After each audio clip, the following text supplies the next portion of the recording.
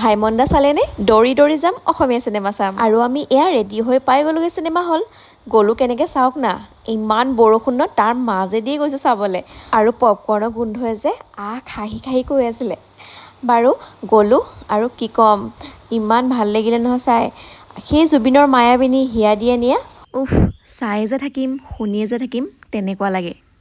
হাউলি পাঠশালা আনকি বৰপেটাৰ পৰাও মানুহ আহি ভিৰ কৰিছিল। এয়া আমাৰ ঘৰৰ ওচৰৰ দাদা হয় দেই, আৰু মানুহো যথেষ্ট হৈছিলে। আৰু এইফালে চবেই হাই দিছে দেই, মানে আমি কেইজনী গৈছিলোঁ চাবলৈ। আৰু চিনেমা বস্তুটো অকলে বা দুজনে চোৱা বস্তু নহয় দিয়কচোন, কেইবাগৰাকী হৈ মিলি চালেহে ভাল লাগে। ইমান বৰষুণৰ মাজতো যে ইমানবোৰ মানুহ চাবলৈ গৈছে। এইফালে পুৰা বৰষুণ, কেনেকুৱা লাগিলে চাই?